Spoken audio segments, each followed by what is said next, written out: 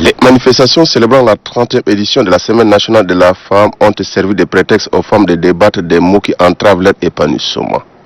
Ce sont entre autres les mariages précoces, les mutilations génitales féminines et les viols. Les femmes ont eu au cours de cette édition à mettre en exergue les instruments juridiques en leur faveur. Elles sollicitent à cet effet la mise en œuvre de différents textes portant protection de leurs droits en mettant particulièrement l'accent sur la lutte contre les inégalités sociales. Ensemble, elles entendent mener cette lutte. Ensemble, nous pouvons nous mobiliser afin de mettre fin à la violence basée sur le genre. Ensemble, nous voulons utiliser la technologie et l'innovation pour favoriser l'égalité des sexes et le leadership féministe.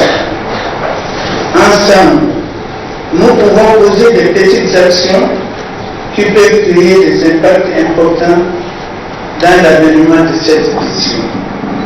Nous devons ensemble, hommes et femmes, œuvrer pour envoyer les filles à l'école, dénoncer les mariages précoces ou forcés et l'excision. La lutte sera de longue haleine certes, mais les femmes parlementaires n'entendent pas baisser la garde car selon elles, le droit ne s'octroie pas, il s'arrache.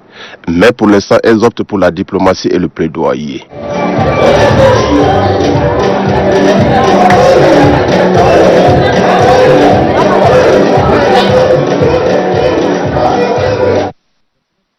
Le ministère du Commerce, de l'Industrie et de la Promotion du secteur privé s'offre un banquet spécial à l'occasion de la Journée internationale de la femme, édition 2020. Les hommes engagés du ministère, avec à leur tête le chef de département, ont honoré de leur présence la cérémonie. La présidente du comité d'organisation, Ousna Tchari Soumaïn, a tenu à saluer l'engagement actif de ses collègues aux festivités de la Sénafette.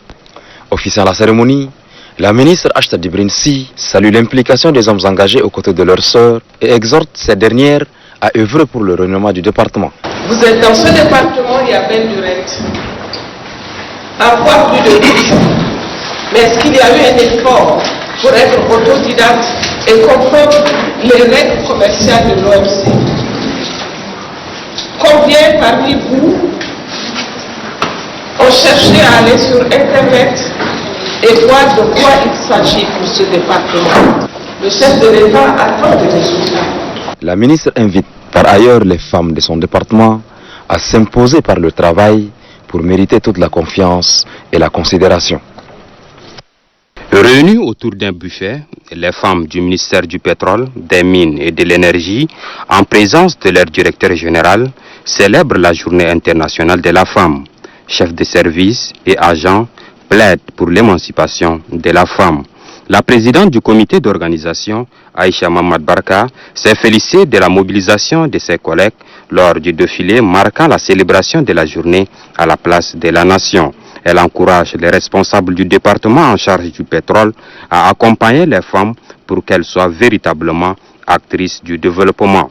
Tout en encourageant les agents à plus de détermination dans le travail, le directeur général du ministère du pétrole, des mines et de l'énergie, Ndjedouboum Emmanuel Ambros, a relevé que son département fait de la promotion de la femme son cheval de bataille. Il exhorte par la même occasion les femmes à se battre aux côtés des hommes pour le développement durable du pays. Même son de cloche à la direction générale de la Société nationale d'électricité.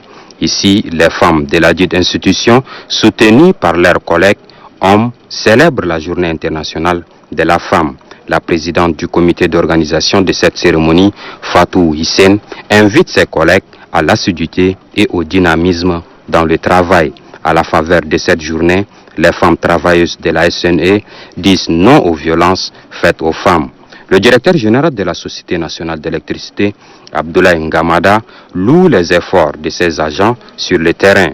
Pour lui, la SNE a des défis à relever, surtout en assurant l'énergie à la population. Pour atteindre les objectifs, le concours des femmes est vivement sollicité. Abdoulaye Ngamada devrait par la suite saluer la politique du gouvernement en faveur de l'épanouissement de la femme. À la Maison de la Femme, les activités de la Sénafette couplées avec la Journée internationale de la femme sont marquées par une conférence au débat placée sous le thème Femmes, art et entrepreneuriat. les décors étant plantés par la modératrice Evelyne Fakir. Le panel composé de la présidente de l'Union des femmes potières de Gaoui, Zenaba Mahamad Hassan, et du promoteur du CO Tchad Interart, Ousmane Abbas, ont édifié le public sur le rôle important que joue la femme tchadienne dans le domaine artisanal et entrepreneurial. Les difficultés que rencontrent les femmes potières de Gaoui dans l'exercice de leurs activités ont été également abordées. Pour les conférenciers, la femme potière, vu son rôle d'actrice de développement, mérite d'être soutenue en vue de son autonomisation et de sa contribution au développement socio-économique du pays. Dans le même sillage, la présidente de l'Union des femmes potières de Gaoui, Zenaba Mahamad Hassan, a profité de l'occasion pour lancer un vibrant appel au gouvernement afin de leur construire un centre artisanal à Gaoui et d'apporter un appui financier à son organisation.